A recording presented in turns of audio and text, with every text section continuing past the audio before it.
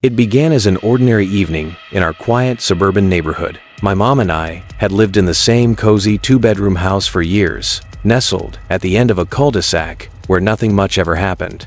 Our biggest concerns were usually minor, like whose turn it was to take out the trash.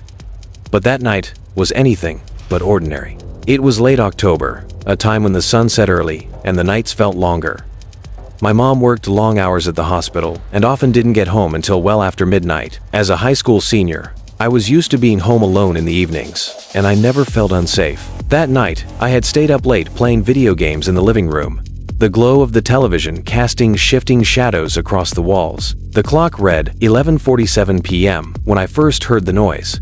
It was faint, like a distant tap, barely noticeable over the sounds of explosions and gunfire from my game. At first, I dismissed it, assuming it was the wind rattling the shutters or a stray branch brushing against the house. But then it came again, louder this time. A distinct tapping, deliberate and rhythmic, coming from the back door. My heart skipped a beat. I paused the game, the silence in the house suddenly deafening. The back door led to a small yard surrounded by a tall wooden fence. There was no reason anyone should be out there, especially at this hour. Grabbing my phone, I crept toward the kitchen where the back door was located. The tapping stopped as soon as I entered the room, replaced by an eerie stillness. The motion-activated porch light outside hadn't turned on, which made me hesitate. Whoever or whatever had been making the noise wasn't moving anymore. I peered through the small window above the sink, straining to see through the darkness. At first, I saw nothing. Then, just as I was about to turn away, a figure shifted in the shadows. My breath caught in my throat. Someone was standing just outside the fence, barely visible under the faint glow of a distant street lamp. I couldn't make out their features, but they were tall and motionless, their silhouette blending with the night. My mind raced. Was it a neighbor, a lost stranger, or something worse? Before I could decide what to do, the figure moved, stepping closer to the fence. I ducked out of sight, my heart pounding in my ears. My hands trembled as I dialed my mom's number, but it went straight to voicemail. Of course, she was likely still in the middle of her shift. I considered calling the police, but I wasn't even sure if what I had seen was real. Maybe my imagination was playing tricks on me. Deciding to wait it out, I grabbed a kitchen knife and retreated to the living room. I tried to convince myself that the figure would leave, that it was just a random passerby or some harmless prank. But deep down, I knew. Around 12:15 a.m., the sound came again, this time louder and more insistent. It wasn't tapping anymore.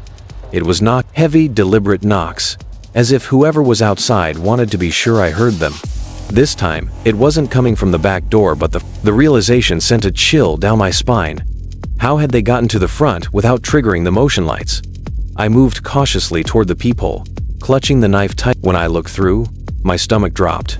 The figure was there, standing on the porch, their face obscured by the hood of a dark. They weren't knocking anymore. Instead, they were just standing there, perfectly still.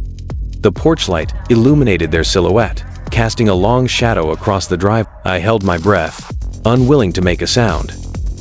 After what felt like an eternity, they tilted their head, as if listening for something inside the house. Then, without warning, they reached for the doorknob, and I had locked the door earlier, but the sight of the knob jiggling made my blood run cold.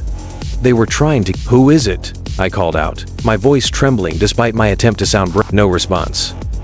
The figure stopped moving for a moment, then leaned closer to the door.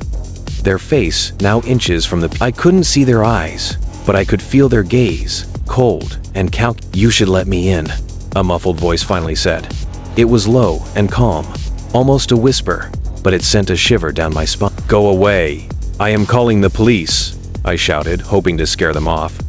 But they didn't move. Instead, they leaned back and let out a soft chuckle, a sound that made my skin. Then, just as suddenly as they had appeared, they turned and walked away, disappearing into— I watched through the window as their figure faded into the shadows, unsure of whether they were really gone or just hiding somewhere nearby. The rest of the night passed in a haze of fear and adrenaline. I stayed awake, clutching the knife and jumping at every creak and groan the house made. My mom got home around 3 a.m., and I told her everything. She insisted we call the police, who arrived shortly after to take a report. The officers found footprints leading from the back fence to the front porch, confirming that someone had been there. They searched the area but found no sign of the intruder. Their advice was straightforward. Keep the doors locked and call immediately if anything else happened. For weeks, I couldn't shake the feeling of being watched. Every night, I double-checked the locks and peered out the windows, half expecting to see the figure standing there, but they never returned. To this day, I still don't know who they were or what they wanted. The memory of that night lingers, a chilling reminder of how quickly the safety of home can be shattered. And sometimes, late at night, I catch myself listening for the sound of knock shopping. I'll never hear them